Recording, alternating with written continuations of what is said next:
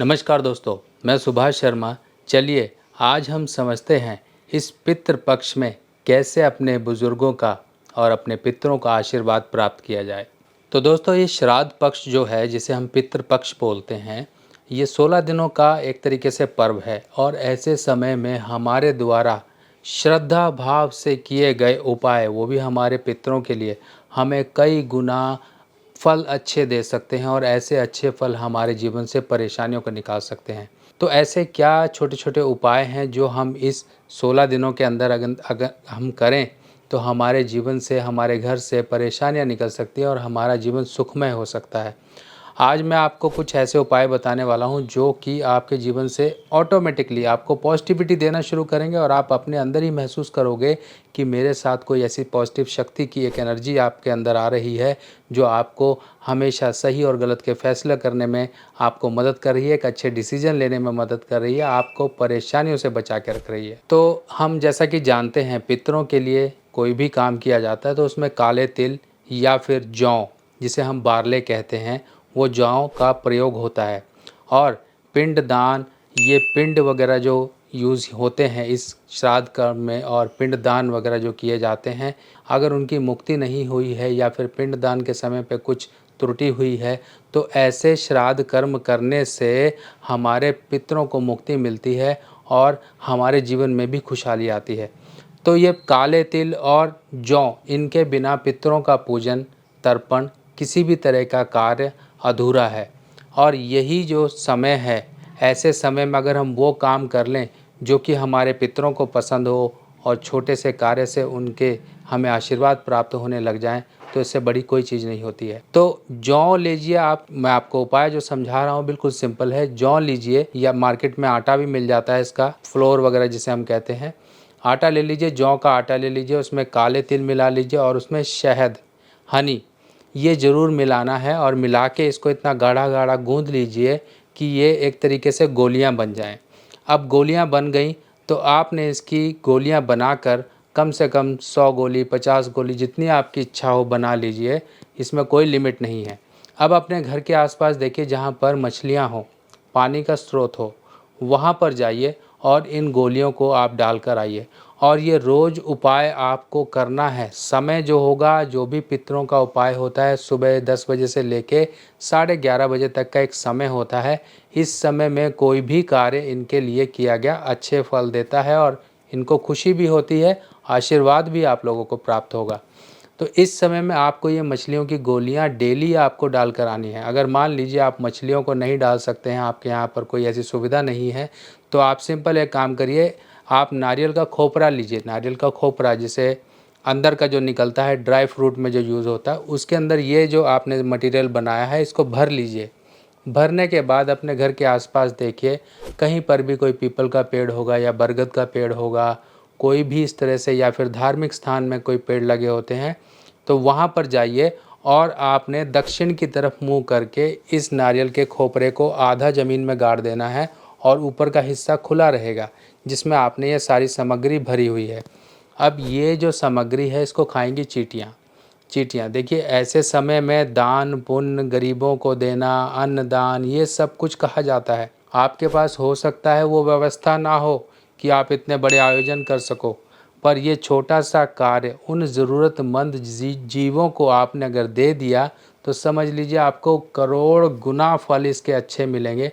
और जो जीवन में पितृ दोष या पितृ ऋण के कारण आपके परेशानी आ रही हैं, उनसे भी आपको रिलीफ मिलेगा। चलिए अब हम वो उपाय समझते हैं जो कि इस समय में आपकी मनोकामना सिद्धि कर दे। यानी कि आप, हो सकता है ज़मीन के लिए परेशान हो रहे हो, कहीं ज़मीन लेना चाहते हो, घर लेना चाहते हो, घर बेचना चाहते हो, किसी की नौकरी का कोई सवाल है, कहीं नौकरी नहीं लग रही, कहीं शादी नहीं हो रही, कुछ भी आपकी जो इच्छाएं हैं, वो इच्छाएं जो पूरी नहीं हो रही हैं, लास्ट मोमेंट पे फेलियर आ रहा है।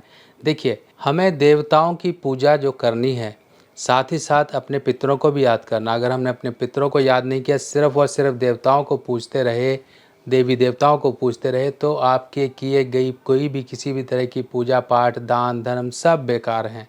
क्योंकि पितृ देवताभ्यो नमः, हमारे पितृ ही हमारे देवता हैं।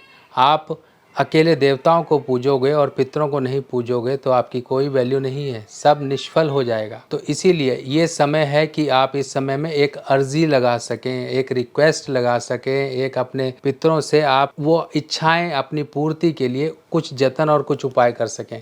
आपको क्या करना है, आपके घर में कोई पितरों की, आपके दादा दादी या फिर पिता वगैरह या इनकी फ़ोटो वगैरह होगी तो ये फ़ोटो आप घर के दक्षिण की दीवार पे लगाइए। और आपने क्या करना है, आपने लेकर आने हैं पीपल के 12 पत्ते। 12 पत्ते लेकर आ जाइए। उनके ऊपर आपने वाइट चंदन से लीजिए, आप वहाँ पर लिखेंगे सर्वपितृ देवताभ्यो नमः, सर्वपितृ देवताभ्यो नमः। और ये एक तरीके से माला बना लेंगे। आप पीले धागे में बना सकते हैं या सफ़ेद धागे में बना सकते हैं, दो में से कोई भी धागा ले सकते हैं। आप उन पत्तों की एक माला बना लीजिए और अपनी प्रार्थना बोल के अपने पितर पर चढ़ा दीजिए। और ये देखिए कि ये जो आपने एक दिन काम किया, 2 दिन काम किया, अगर लगातार 15 दिन कर सकते हो तो 15 दिन के अंदर ही आपकी इच्छा पूर्ति हो जाएगी, अगर वो उस तरह की इच्छा होगी तो। नहीं तो आगे आपकी इच्छा पूर्ति के मार्ग खुलेंगे, कोई ना कोई रास्ते निकलेंगे। तो ये उपाय आप 15 दिन लगातार करिए। पीपल के पत्ते लेकर आइए, पर ध्यान रखिए जब पीपल का पत्ता तोड़ोगे, पीपल के पेड़ को छूकर आप प्रार्थना करोगे कि मैं अपने पितरों पर आपके पत्र चढ़ाना चाहता हूँ, तो मुझे अपना आशीर्वाद दें और मेरे पितरों का आशीर्वाद लेने में मदद करें। ये प्रार्थना कर कर ही आपने पत्ते तोड़ने हैं और सुबह के समय ही तोड़िएगा, बाकी मत तोड़िएगा किसी भी दिन। और इस तरह से आप ये उपाय करिए अपना। अब घर की महिलाएं, माताएं, बहनें क्या उपाय कर सकती हैं? देखिए, तर्पण तो वो एक लास्ट ऑप्शन आता है, जब कोई आगे पीछे है ही नहीं तब वो कर सकती हैं। पर इसके अलावा वो सहयोग तो कर सकती हैं, अपने बुज़ुर्गों के लिए कुछ तो रिस्पेक्ट कर सकती हैं। तो वो उनके लिए मौके हैं, उनके पास तो देखिए बहुत सारे मौके हैं। अब घर की गृहिणियां हैं तो साफ़ सफाई करें, रसोई ही सबसे ज़्यादा ज़रूरी है। अगर रसोई गंदी है तो पितरों का आशीर्वाद प्राप्त नहीं होगा, वो आएंगे रुष्ट होकर चले जाएंगे। एक सिंपल एग्जांपल समझिए, आप कहीं पर शादी ब्याह में जाते हैं या कहीं रिश्तेदारी में जाते हैं और वहाँ पर गंदे तरीके से खाना पीना बन रहा है, तो आपका खाने का मन करेगा? नहीं करेगा। हो सकता है आप भूखे पेट ही चले जाओ कि आपका मन उसी समय टूट गया, उच्चाट हो गया ऐसी गंदगी देखकर। तो रसोई को जितना साफ़ करेंगे उतना आपको भी आशीर्वाद मिलेगा और खुशियाँ अलग से आएंगी।